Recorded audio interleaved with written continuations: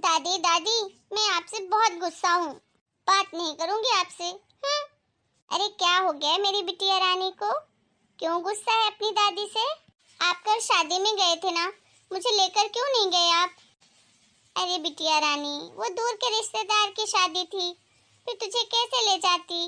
और ठंड भी इतनी हो रही थी। मुझे कुछ नहीं पता। मुझे प्रॉमिस करो दादी, आज से आप जब भी किसी शादी में जाओगे मुझे लेकर ही जाओगे, नहीं तो मैं आपसे कट्टी हो जाऊंगी।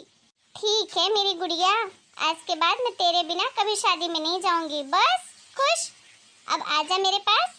मेरा प्यारा बच्चा, जा अब खेल ले। ठीक है दादी। अरे गीता, आजा, मैं तुझे ही फोन लगाने वाली थी। अच्छा हुआ तू आ गई। आ बैठ। और बताओ जीजी, कल तो आप शादी में गए थे, खूब मजे किए होंगे। अरे गीता, कैसा है मजा? भगवान बचाए ऐसे शादी से। आज तक मैंने कभी ऐसी शादी नहीं देखी। राम राम राम राम। भगवान बचाए ऐसी शादी से। हे भगवान, वो अनीता की बहू, शर्म लिहाज तो सब धोकर पी लिया है उसने। सारे के सारे ससुराल वाले सामने बैठे थे और कैसे स्टेज पर ऐसे फूहर गानों पे डांस कर रही थी जैसे उसको किसी की कुछ पड़ी ही नहीं है। अरे बहन, मैं तो कहती हूँ अगर उसको नाचने का इतना शौक ही था, मरी जा रही थी नाचने के लिए, तो कोई ढंग के गाने पे डांस कर लेती। ऐसी फूहरता तो मुझे बिल्कुल पसंद नहीं है। ऐसे फूहर गानों पे डांस कौन करता है? सच कहूँ गीता, नाच हो रही थी और शर्म मुझे आ रही थी। इधर उधर देखने तक की हिम्मत नहीं हो रही थी।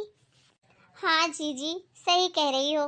वैसे आजकल की लड़कियों को भगवान जाने क्या हो गया है, कोई शर्म लिहाज है ही नहीं। बस कहीं भी कोई भी गाना बजे बस कूदने लग जाती हैं। उनको बस कूदने से ही मतलब है। अब क्या कर सकते हैं जीजी, ऐसा ही जमाना है आजकल का। इसीलिए तो मैं शादियों में बहुत कम जाना कर दिया है मैंने। अरे लड़कियों की क्या बात कर रहे हो जीजी, लड़कियां तो लड़कियां, आजकल की बहुएं भी कम नहीं हैं। आजकल तो जैसे नाचे बिना शादी नहीं होगी किसी की। बहू हो या बेटी, कूद कूद के नाचती हैं। शर्म लिहाज किसी में भी नहीं बची है अब। हाँ गीता, सच ही कहती है तू। अरे चाची जी आप, नमस्ते। आप कब आई? बस अभी अभी आई हूँ बहू। मैं चाय बनाकर लाती हूँ मम्मी जी आप लोगों के लिए। बहू, तू चाय वाय रहने दे, तुझे एक बहुत जरूरी बात समझानी है। कहिए मम्मी जी। मैं तुझे कह देती हूँ, तू भी ना किसी की शादी बारात पे नाचना मत शुरू कर देना किसी भी गाने पे। अरे मम्मी जी, आप कैसी बातें कर रहे हो? मैं कहाँ नाचती हूँ। हाँ बहू, वैसे तो मैंने देखा है तुझे, पर फिर भी तुझे बता देती हूँ, कभी तुझे भी सबको देख के शौक न चढ़ जाए। इसलिए शादी ब्याह में ऐसे नाच कूद के हमारी इंसल्ट मत करवाना, नाक मत कटवाना हमारे खानदान की। नहीं नहीं मम्मी जी, आप बिल्कुल भी चिंता मत कीजिए। मैं ऐसा कोई काम नहीं करूँगी जिसकी वजह से आपको शर्मिंदा होना पड़े। हाँ बहू, मुझे तुमसे यही उम्मीद है। हाँ जीजी, आप तो बहुत खुशकिस्मत हो, लक्ष्मी जैसी बहू मिली है आपको। अरे वाह गीता, आज तो तू कुछ ज्यादा ही तारीफ कर रही मेरी बहू की। कुछ रिश्वत खिला दी है क्या? हाँ जीजी, आप भी ना। चलो चलती हूँ मैं, कुछ काम है मुझे। अब ज्यादा तारीफ सुन के पागल मत हो जाना। नहीं नहीं माँ जी, आजकल की बहुएं नाक कटा के रख दी हैं। क्या हुआ सविता? मैं देख रहा हूँ तू कल से जब से शादी से आई है बहू के तो पीछे ही पड़ गई हाथ धो के। जब देखो बहू को चार बातें सुनाती रहती है, फिर भी वो बेचारी एक शब्द तुझे नहीं बोलती। अरे उसे डांटने के बजाय भगवान का शुक्र मना कि हमें इतनी अच्छी बहू मिली है जो हमारा इतना ध्यान रखती है और तेरी बातें भी सुनती है। हाँ हाँ, वो तो मेरी डांट फटकार का नतीजा है कि उसके पर निकल नहीं पाए। निकलने से पहले ही काट देती हूँ मैं उन्हें, नहीं तो फिर देखते। हेलो। हाँ भाभी, कैसे हो? अच्छी हूँ दीदी, क्या कर रहे हो? कुछ नहीं भाभी, बस किचन का काम निपटा रही थी। मुझे ना दीदी आपसे कुछ ज़रूरी बात बोलनी थी। आपको तो पता ही है, आपके भैया के जाने के बाद सारी जिम्मेदारी घर की मुझ पर है। और तुम्हारे जो भतीजे हैं उसकी कमाई से इतनी आमदनी नहीं होती कि घर का खर्चा सारा अच्छे से निकल जाए।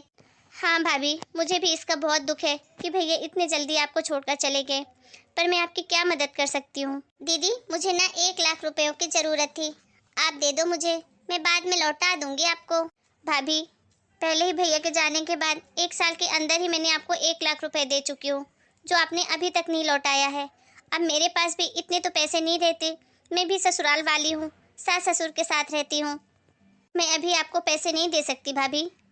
अच्छा जीजी, अपना काम निकल गया तो आपको सास ससुर याद आ रहे हैं।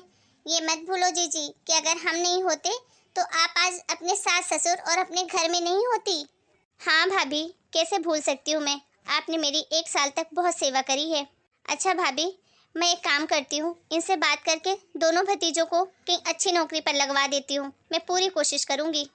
अरे नौकरी पर क्यों, आपके पति का तो अच्छा खासा बिजनेस है, उसी बिजनेस में लगा दो मेरे बेटों को, अच्छे से काम सीख जाएंगे। वैसे भी आपकी कौन सी औलाद है, मेरा मतलब है कि एक ही तो लड़की है आपकी, और आप बहू भी अकेली हो उस घर में, कोई दूसरी बहू भी तो नहीं है कि उसको लड़का होगा और आपका बिजनेस संभालेगा। तो हमारे बेटे आपका बिजनेस संभाल लेंगे। भाभी, ये कैसी बातें कर रही हो आप? हाँ तो क्या गलत कह रही हूँ? और जीजी, ये मत भूलो कि आपका कितना बड़ा राज हमने छुपा के रखा है। अगर ये राज नहीं छुपाया होता तो आज आप अपने पति और अपने सास ससुर और अपने बच्चे के साथ उस घर में खुशहाल जिंदगी ना जी होती। मुझे 1 लाख पैसों की ज़रूरत है, भेज दीजिए।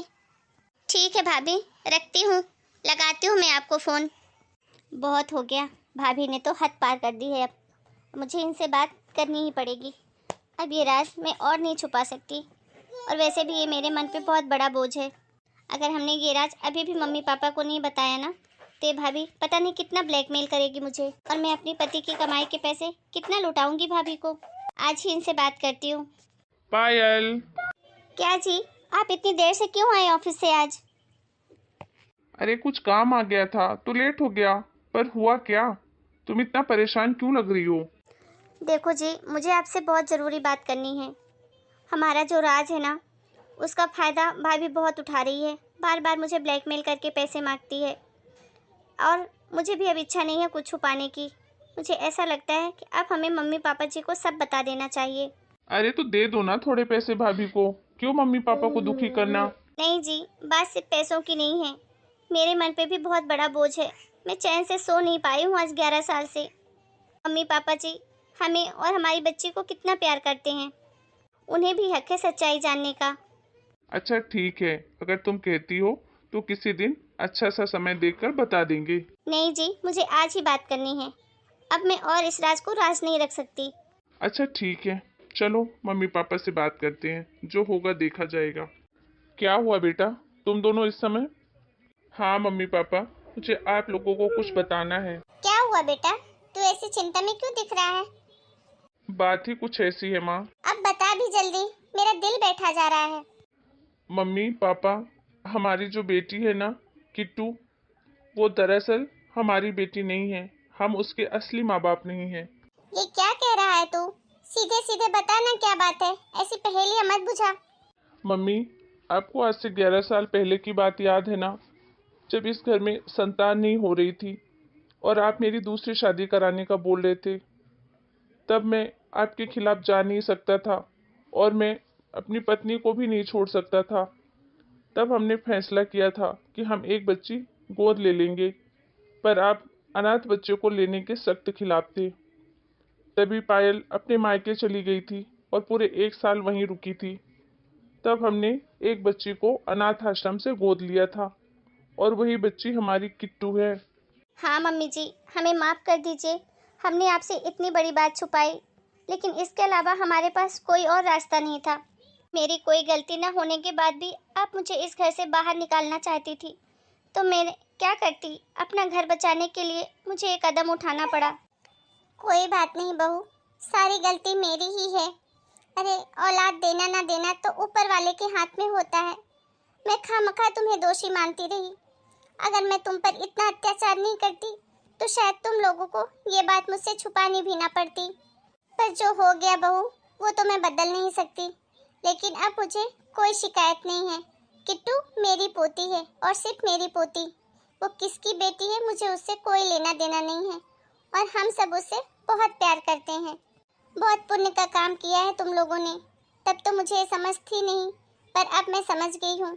किसी अनाथ को माँ बाप दादा दादी घर परिवार सब मिल गया, और हमें भी अपनी पोती मिल गई। इससे अच्छी बात भला क्या हो सकती है? हमें माफ़ कर दो तुम दोनों। हेलो दोस्तों, ऐसी ही अच्छी अच्छी मोरल स्टोरी देखने के लिए प्लीज़ हमारे चैनल को सब्सक्राइब करें, लाइक करें और कमेंट करें अपने ओपिनियन।